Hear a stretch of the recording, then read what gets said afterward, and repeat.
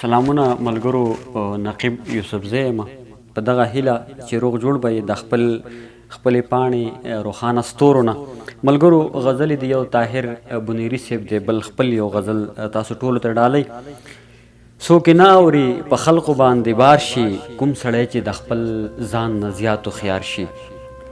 او دې ترخو حالاتو کې یارانو، دې ترخو حالاتو کې یارانو، څوک به څه محبتونو ته وزګار شي.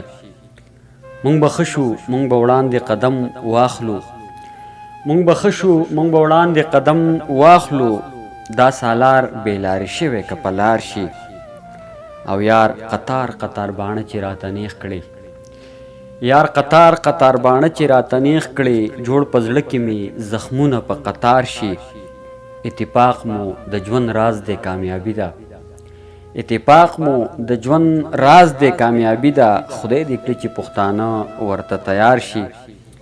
او درېبار په خوله به هېڅ مزه ونه کړي، درېبار په خوله به هېڅ مزه ونه کړي. خوند به وکړي چې زما په خوله ایثار شي.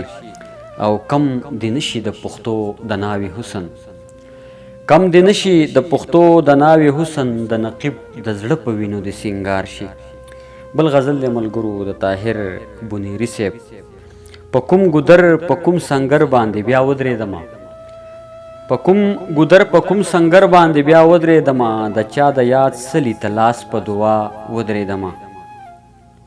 داسې غمونه مې پټ خوري چې د ویلو نه دي، داسې غمونه مې پټ خوري چې د ویلو نه دي. په داسې حال شوم چې بیخي وارخطا ودرېدمه، داسې غمونه مې پټ خوري چې د ویلو نه دي. په داسې حال شوم چې بیخي وارخطا ودرېدمه.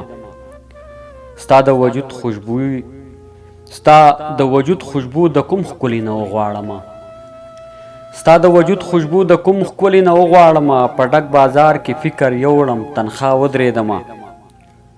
زه خپلو ورونو د ثواب په نیت وجلی یمه، زه خپلو ورونو د ثواب په نیت وجلی یمه. ما هم شهید کړو ځان د خدای په رضا ودرېدمه. هلته به څوک کوي همزولو ته زما خبرې، هلته به څوک کوي همزولو ته زما خبرې. ستا د وطن په طرف ګورم اشنا ودرېدمه. چې په یارانو جمود خور شو په تیارو کې ورک شو، چې په یارانو جمود خور شو په تیارو کې ورک شو. زه د رڼا په لټون لاړم جدا ودرېدمه. طاهره داسې دي چې چلی یم یادونو بیګا، طاهره داسې دي چې چلی یم یادونو بیګا. کله به ناسته وم او کله به بیا ودرېدمه، کله به ناسته وم او کله به بیا ودرېدمه. ډېره زیاته مننه ملګرو، خوشحاله اوسئ. دغه ویډیو ستاسو دپاره. که دا ویډیو مې خوښه شوه د نور ملګرو سره هم شیر کړئ.